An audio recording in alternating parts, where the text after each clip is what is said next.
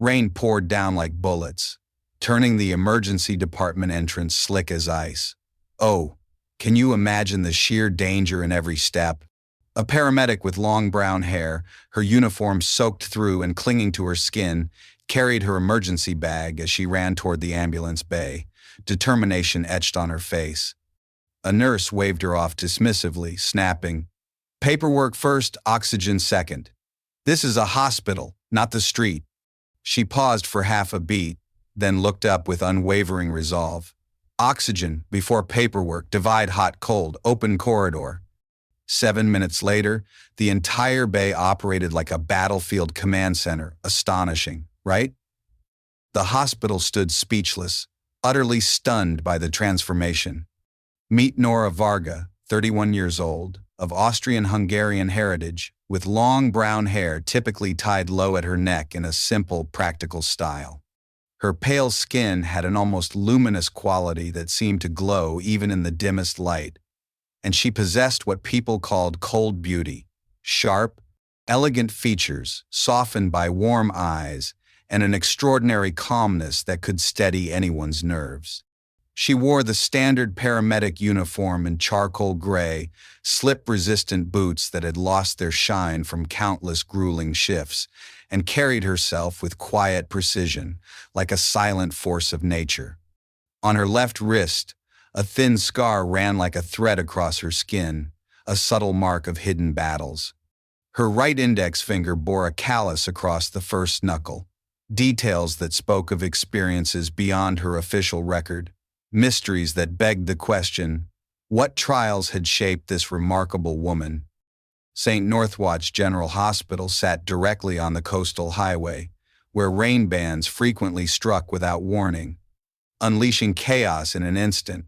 Water would rush down toward the ambulance bay, creating treacherous whirlpools that turned routine patient transfers into hazardous operations fraught with peril. Nora worked with EMS Unit 47, operating from an aging ambulance that looked unremarkable from the outside but was meticulously maintained and fully equipped inside. The kind of vehicle that nobody praised but everyone depended on in their darkest hours, truly a lifesaver in disguise. The dismissal she faced was subtle but constant, wearing on her spirit day after day. "Paramedics are great on the street, but slow down when you get to the hospital," staff would say with a hint of condescension. "Where's your paperwork? Where's your missed report?" Others would comment on her slight build, whispering, "She looks too thin to lift patients properly. How does she even manage?" Nora would smile graciously and make notes in her personal logbook, documenting which ceiling areas leaked during storms, which doors tended to stick stubbornly, which lights dimmed during power fluctuations that could spell disaster. Her daily routine revealed a different story, one of quiet dedication that screamed heroism. At 5 a.m., she arrived early to check oxygen supplies, monitor batteries, epinephrine stocks, tourniquets, and flashlights maintenance work that nobody paid her to perform. Yet she did it with unwavering commitment, as if lives depended on it. Which they did. At 6 a.m., she walked the ambulance bay perimeter, placing anti-slip mats, positioning door wedges, and applying directional tape arrows to mark entrance and exit routes during heavy rain. Brilliant foresight, don't you think? At 9:40 p.m., she could still be found, returning a cervical collar that she had dried and cleaned, color-coding equipment for the next shift, ensuring everything was ready for whatever crisis might strike next. The institutional bias was most apparent during patient handoffs, moments that highlighted the tension like a spotlight. During a previous call, Nora had brought in a patient with respiratory failure, gasping desperately for air. The receiving nurse demanded paperwork before allowing oxygen administration. Unbelievable, prioritizing forms over a life. "Oxygen before paperwork, please open the pathway," Nora had said calmly, her voice a beacon of reason. A young doctor had snapped back sharply. "Are you trying to teach doctors proper procedure?" Nora had stepped back half a pace, opened the oxygen valve with her left hand, and maintained eye contact without changing expression, her poise unbreakable. Instead of arguing with assessments or defending herself, Nora observed and adapted, turning potential conflict into quiet progress. Oh, what grace under pressure! During each heavy rainstorm, she counted the rhythm of water drainage from roof gutters, listening intently like a symphony conductor. When the rhythm slowed, the bay would flood within minutes, disaster looming. She repositioned ambulances strategically, heavier vehicles in elevated corners, lighter ones in lower areas, changes that nobody questioned because they seemed logical and life-saving. The casual comments continued, adding to the emotional weight. A security guard at the rear entrance once joked lightly, "Pretty girl like you shouldn't be out in this weather." Nora had smiled slightly, replying with wisdom, "Rain doesn't care about appearance. Oxygen doesn't care about job titles." Profound, isn't it? Eric, the elderly supply manager with graying hair who supervised emergency inventory, had noticed Nora's attention to detail, admiring her from afar. He watched her replace batteries in evacuation lighting and remove hair and debris from ECG, electrode adhesives with meticulous care, each action a testament to her passion. He never asked questions but sometimes left extra waterproof tape rolls on her equipment cart, a silent gesture of respect that warmed the heart.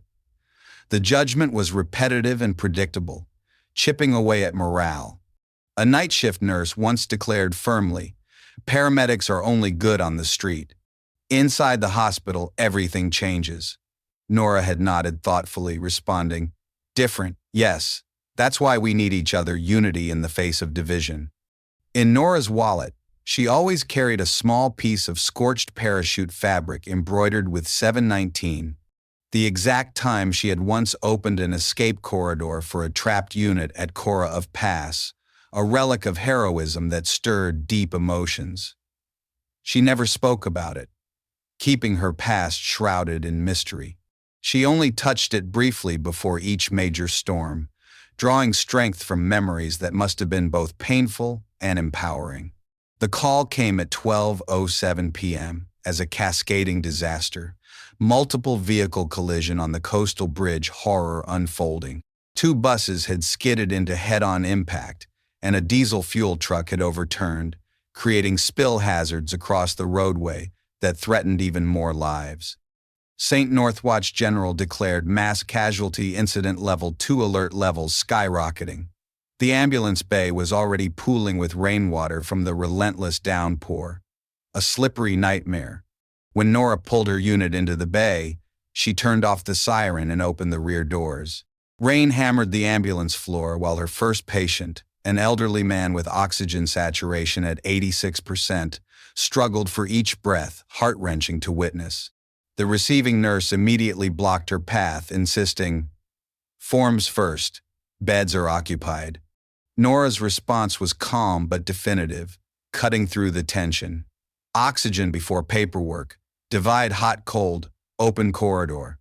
The charge nurse in the emergency department arrived to intervene, declaring, "You don't have authority to direct hospital operations." Nora nodded respectfully, countering, "I'm directing the bay. I need 2 staff members and 1 security guard. Just give me 7 minutes, trust me." What happened next seemed like choreographed chaos, but every movement had purpose and precision that suggested extensive training in crisis management, exhilarating to behold. Nora flipped anti-slip mats into makeshift water collection barriers, diverting rainflow away from the oxygen supply entrance. The technique was improvised but executed with military-level efficiency, pure genius. She applied fresh directional arrows on the wet floor, creating a straight corridor from ambulance doors to the trauma bay. Her movements were economical, each action serving multiple purposes, maximizing every second. She positioned 2 plastic chairs as intermediate transfer points for patients who could walk independently, reducing bed congestion while maintaining dignity for those who needed assistance.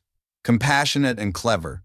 While moving, She called out oxygen before paperwork and placed masks on critical patients, delivering clear missed reports verbally during transport, seamless under pressure. Her medical assessments were remarkably accurate for someone working in challenging conditions, showcasing her incredible skill. She directed security to establish one-way traffic flow using frame barriers, entry right side, exit left side. The guards responded immediately, recognizing competent authority when they heard it, leadership in action. She distributed absorbent towels along slip-prone areas at the entrance steps, preventing a cascade of falls that could have created additional casualties, preventing tragedy before it struck. A small crisis emerged when family members rushed in with cell phones recording, nearly colliding with a stretcher in motion, chaos intensifying. Nora intercepted them with gentle but firm authority. "Cameras to that corner, oxygen happens here." Her voice wasn't loud, but something about the combination of rain-soaked urgency and clear logic made everyone step aside without argument, mesmerizing control. She turned the storm into a tactical advantage. Brilliant twist. Using a tarp from her ambulance, she created a wind barrier for the cold zone where patients who could wait were sheltered. The improvised structure was both functional and considerate, shielding the vulnerable. She stacked empty supply boxes into temporary steps so stretchers wouldn't slip on wet surfaces. Each modification addressed real hazards that others hadn't even noticed yet, foresight that saved lives. She applied tape to her gloves marked "Breath over Fear," a reminder for herself and her team that seemed oddly specific and practiced, echoing her inner strength. The final confrontation came when the same nurse who had demanded paperwork earlier complained loudly. "Oxygen first, paperwork later. Who's responsible for that?" Nora looked directly at her, asking pointedly, "Are you responsible for patients or for forms?" Silence, then a slow nod of understanding, as the nurse recognized the fundamental priority that had been temporarily forgotten, a moment of profound realization. 3 critical cases proceeded simultaneously, demonstrating Nora's ability to coordinate complex medical operations, impressive multitasking. Patient 1 reached the trauma bay with oxygen saturation improved to 93%. The respiratory support had been precisely calibrated during transport, flawless execution. Patient 2, suffering a femur fracture with moderate blood loss, received a tourniquet applied at the correct pressure point with time marked on the band using waterproof ink. The technique was textbook perfect perfection under duress. Patient 3, experiencing bronchial constriction, received nebulizer treatment that Nora prepared and handed off appropriately to nursing staff. Her medication knowledge was surprisingly extensive, a hidden depth revealed. A dangerous moment developed when diesel fumes drifted into the bay and someone attempted to light a cigarette to calm their nerves, reckless endangerment. Nora grasped the person's wrist, applying pressure at a specific anatomical point, enough discomfort to make them release the lighter without causing injury. The technique was precise and professional. "No flames near oxygen," she said clearly enough for 3 nearby areas to hear, commanding safety. Suddenly, a power fluctuation caused lighting to flicker and suction equipment to pause for several seconds, panic rising. Nora switched to flashlight illumination and called low light, the same command she had used in cafes and kitchens. And somehow everyone became calmer, responding to her tone rather than panicking about the equipment failure, her voice a soothing anchor. The bay functioned like a coordinated operation. Entry and exit routes remained clear. Hot zone near trauma rooms, cold zone under rain protection. Oxygen stations positioned immediately inside doors. Harmony in crisis. Doctors emerged to receive patients smoothly without bottlenecks or confusion. The handoffs were seamless, suggesting that Nora had anticipated their needs, intuitive brilliance. A department supervisor whispered to a colleague, "Who organized this setup?" Curiosity piqued. The transformation was complete. What had been chaos 7 minutes earlier now operated with military precision. Unbelievable turnaround. Every person knew their role. Every pathway served its purpose. Every critical patient received immediate attention while stable cases waited comfortably. But the most remarkable aspect wasn't the efficiency. It was how natural it felt, effortless magic. Nobody was shouting orders or creating drama. The system simply worked because someone had created structure where none had existed.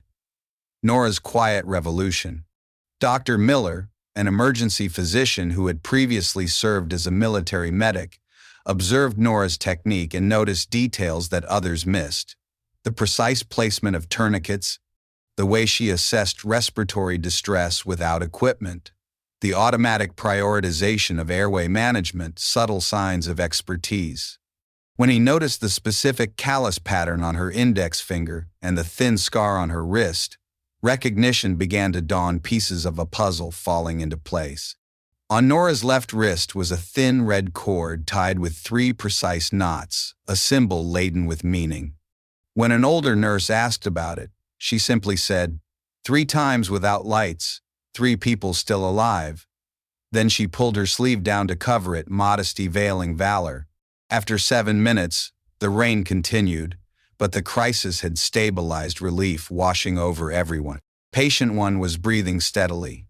Patient 2 had been transferred to surgery, and patient 3's wheezing had subsided significantly. The ambulance bay experienced a rare moment of calm amid the storm, a precious breather.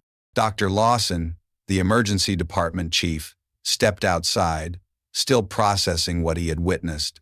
His 20 years of emergency medicine had never included anything quite like the coordination he had just observed, mind-blowing. Who established the corridor system and zone divisions? He asked directly, seeking answers. A nurse pointed toward Nora. She did, the paramedic. Dr. Lawson studied her with new interest, noting details he had missed during the crisis, eyes opening to her true capabilities. What's your name and where did you learn to use weather conditions for tactical organization? Nora's response was characteristically brief. Places without Wi-Fi where rain is neutral, you just give it the right job to do. Dr. Miller, the former military medic, approached with growing suspicion. His eyes narrowing in intrigue. Could this unassuming paramedic really hold such secrets?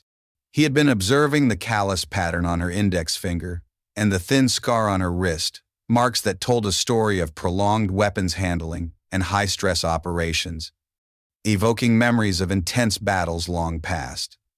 Have you ever maintained heavy equipment for more than 200 hours continuously? He asked pointedly, his voice laced with curiosity and challenge.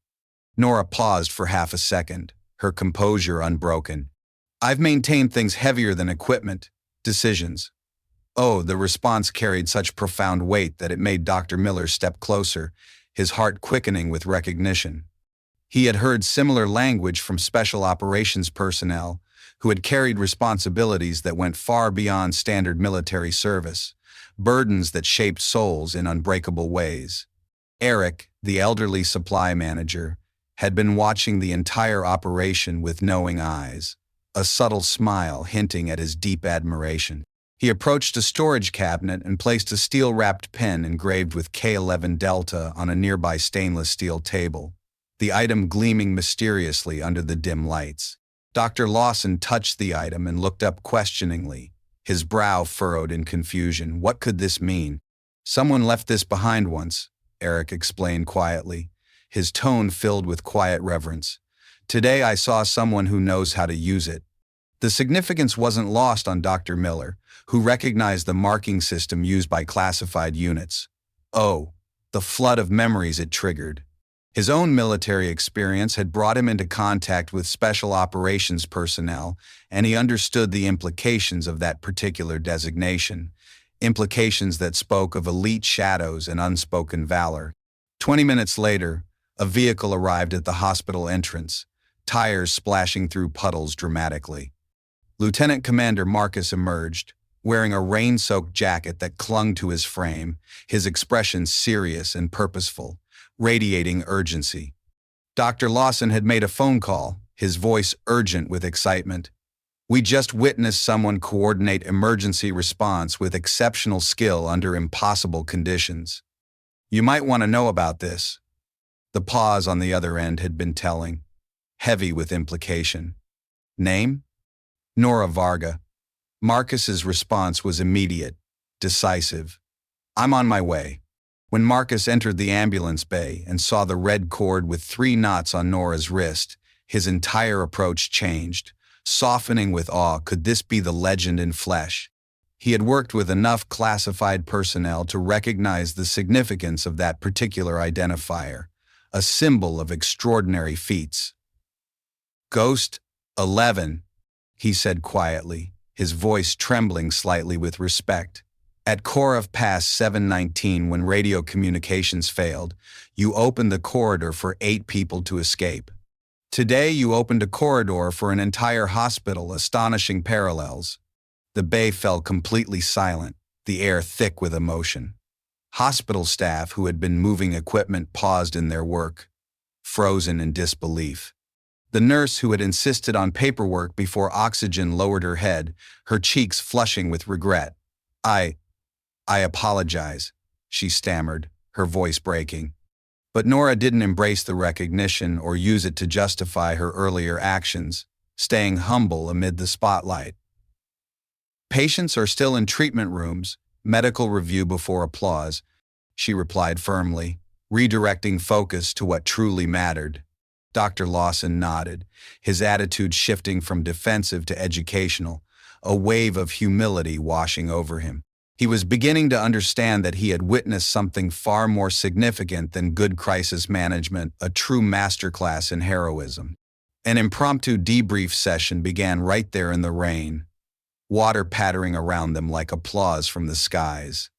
Nora drew diagrams on wet tarp using waterproof markers, her movements precise and practiced, each stroke deliberate and inspiring. Oxygen paper. Establish airway before documentation. Hot, cold, separate immediate intervention from cases that can wait. Corridor, entry, and exit paths that don't intersect. Rain is an opponent when you fear it, an ally when you assign it a role. She explained, her words resonating with timeless wisdom. Her teaching style was direct and practical, focused on principles that could be applied immediately, empowering everyone in earshot. Dr. Miller asked about her medical assessment techniques, his curiosity piqued. You identified multiple conditions without standard diagnostic equipment. How? Breathing patterns, skin color, pupil response? Nora replied simply. 3 indicators that work regardless of available technology. Trust what you can observe directly, profoundly reliable. The most challenging question came from Dr. Lawson, his tone earnest. Would you consider joining our hospital's disaster response leadership program? No names, no photographs, Nora replied modestly. Just outdoor simulations during storm conditions, practical and real. A phone call from hospital administration interrupted the discussion, the ring cutting through the moment like a siren. The medical director's voice was urgent, demanding answers. Who organized the bay operations? A paramedic named Nora Varga, Dr. Lawson answered, pride swelling in his chest. I wanted to debrief with executive leadership as soon as the weather clears. But perhaps the most human moment came when Nora noticed family members of patient 2 struggling with wet paperwork outside, their faces etched with worry and exhaustion, heartbreaking vulnerability. She provided them with her rain jacket, draping it over their shoulders warmly, and guided their hands as they signed surgical consent forms, her touch steady and reassuring.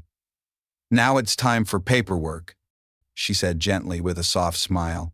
Oxygen has handled relief at last.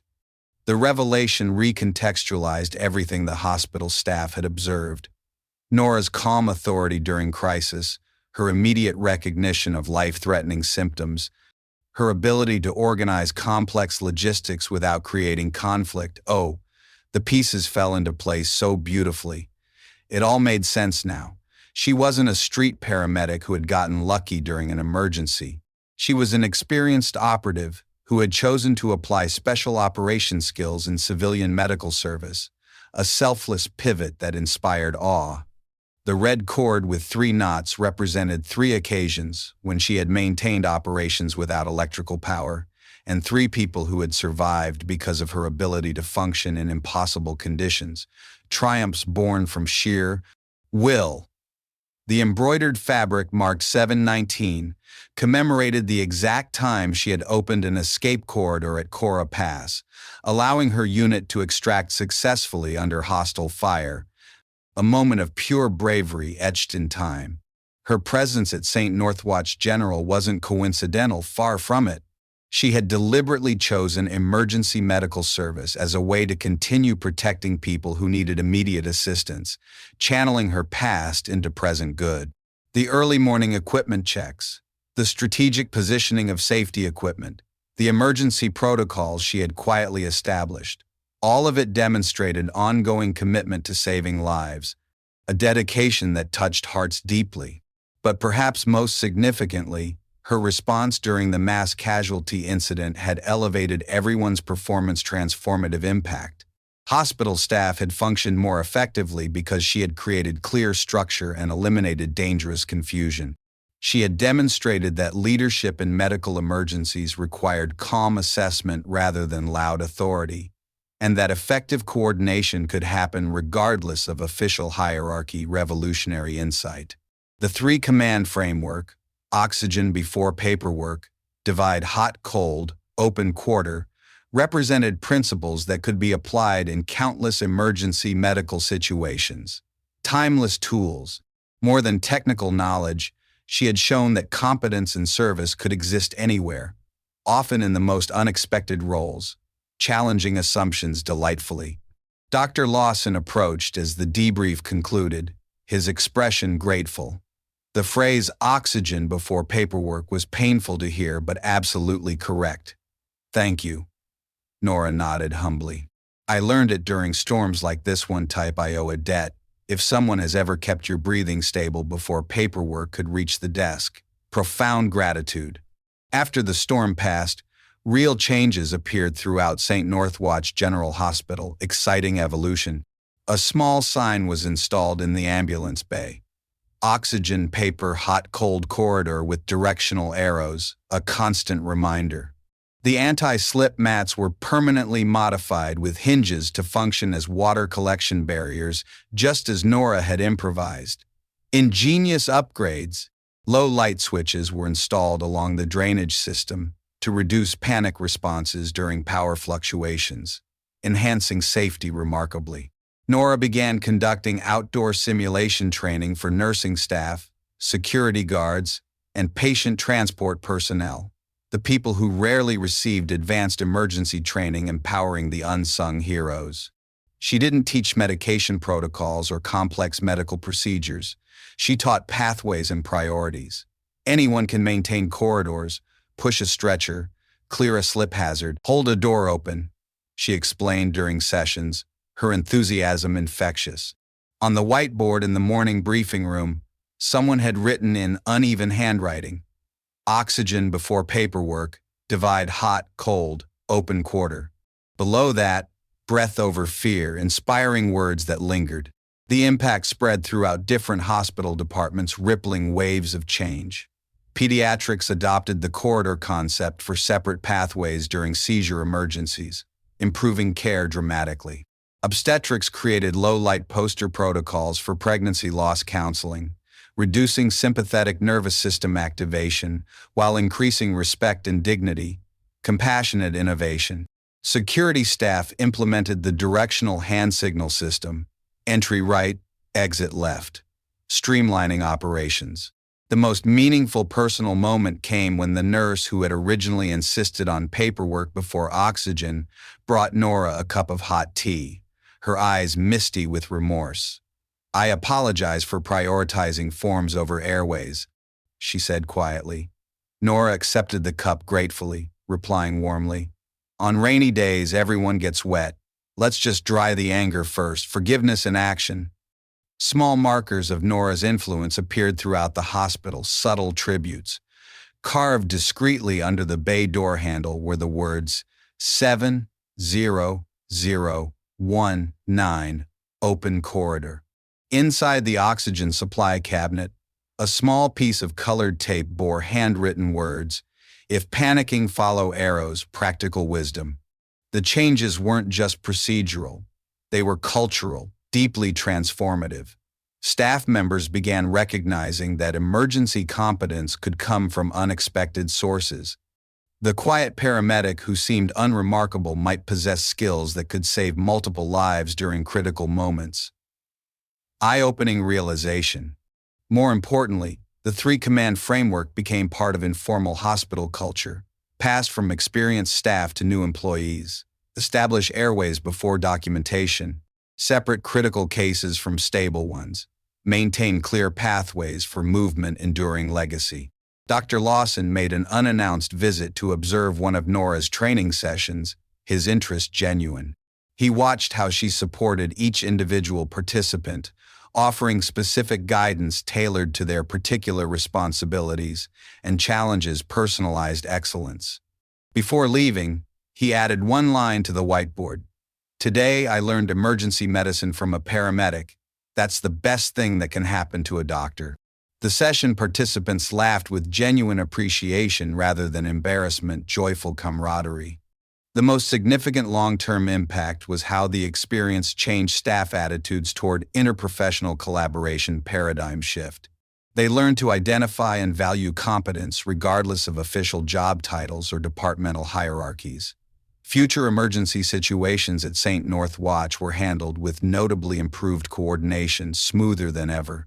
Staff members applied Nora's principles automatically. Airway stabilization before bureaucratic requirements, logical triage separation, and clear traffic flow management.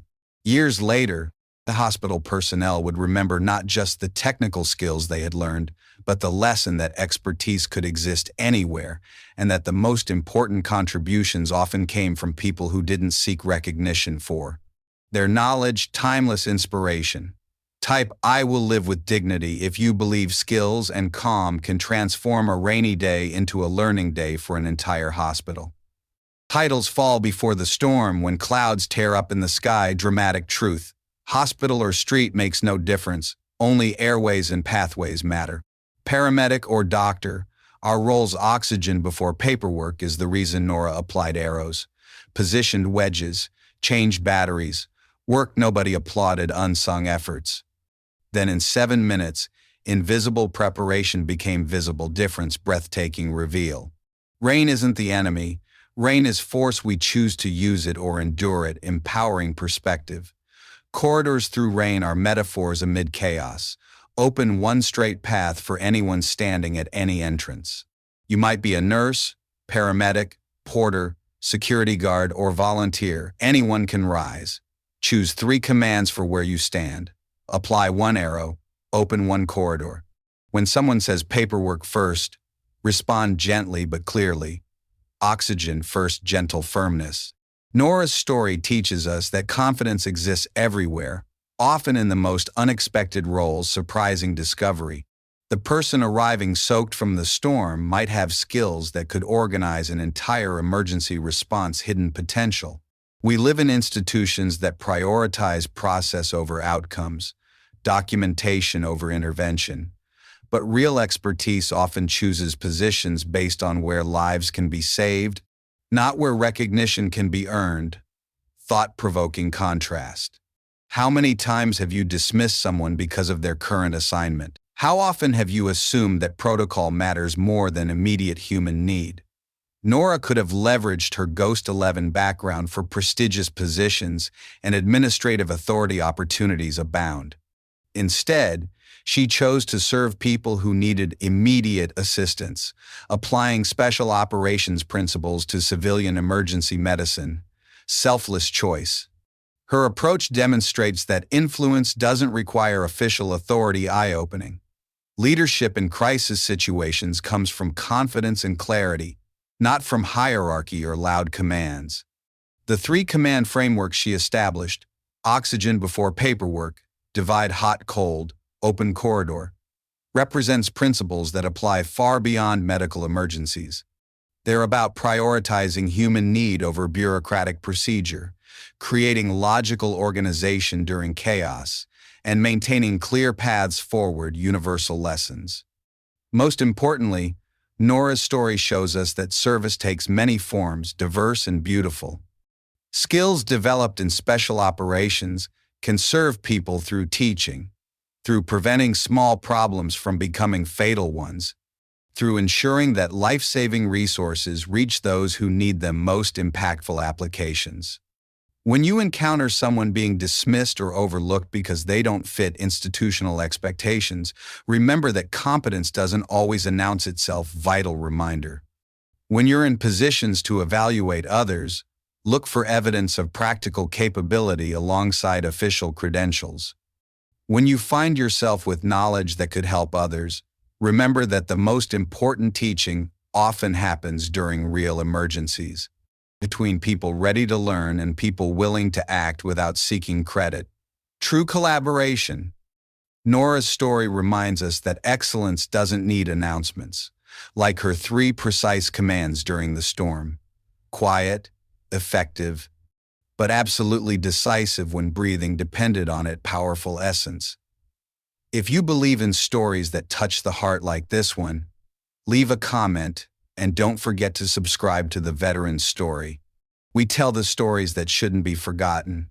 Real people are creating and telling stories, not mass-produced AI authentic voices.